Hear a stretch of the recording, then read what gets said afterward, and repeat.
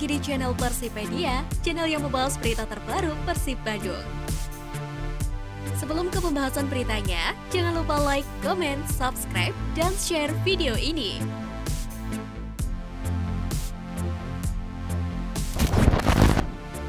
Bukan sosok kaleng-kaleng, asisten pelatih baru Persib jebolan Liga Eropa.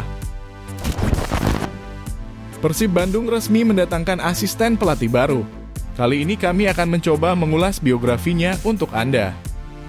Pelatih asal Kroasia Miro Petric resmi mendampingi Bojan Hodak menangani Persib Bandung. Miro Petric direkomendasi Bojan Hodak karena sebelumnya pernah bekerja sama dengan Bojan di klub Liga Super Malaysia Kuala Lumpur City Football Club. Pria kelahiran Ludwigsburg, Jerman, 11 September 1980 ini akan bergabung dengan YS Sunaria. Luizinho Passos dan Imade Wirawan membantu Bojan menangani Persib Bandung di kompetisi Liga 1 musim 2023-2024. Sebelum bekerja sama dengan Bojan di Kuala Lumpur City Football Club, Petric sempat menjadi anggota staf pelatih di tim utama Grasshopper Zurich, Swiss, NK Slaven Belupo, Kroasia, dan Voolad Football Club Iran. Ia juga pernah menjadi anggota staf pelatih tim nasional Laos pada 2016.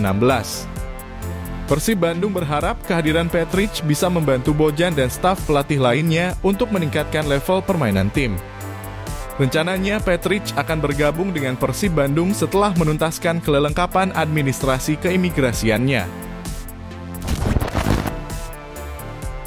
Bojan Hodak kaget dengan keputusan Komdis PSSI. Pelatih Persib Bandung, Bojan Hodak dibuat kaget dengan Liga Indonesia. Ia menyayangkan keputusan Komdis yang terkesan mendadak. Hodak mengaku surat dari Komdis PSSI baru diterimanya pada kemarin pagi. Seperti yang sudah diketahui sebelumnya, Persib harus mengalami kerugian usai 3 pilar pentingnya, yakni I Putu Gede, Ciro Alves, dan Mark Klok mendapat sanksi dari Komite Disiplin PSSI. Secara otomatis sanksi tersebut menjadikan persiapan timnya dalam 3 hari hanya sia-sia dan berantakan. Saya mendapatkan suratnya kemarin pagi.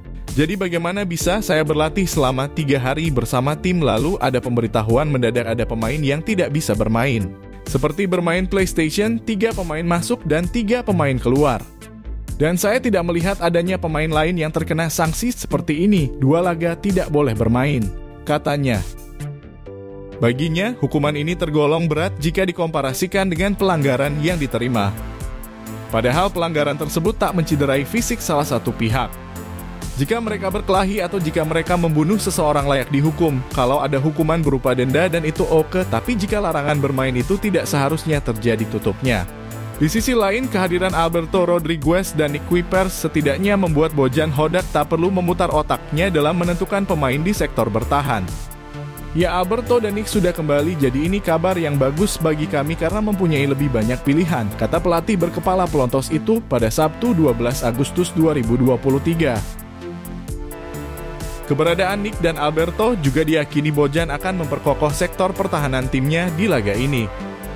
Ia berharap kesalahan di laga sebelumnya bisa diperbaiki dengan kehadiran 2 bek asing tersebut. Kami tentu kehilangan mereka di laga sebelumnya, tapi sekarang kami mempunyai pilihan yang lebih baik. Saya percaya kami akan lebih tangguh di laga ini, tutupnya.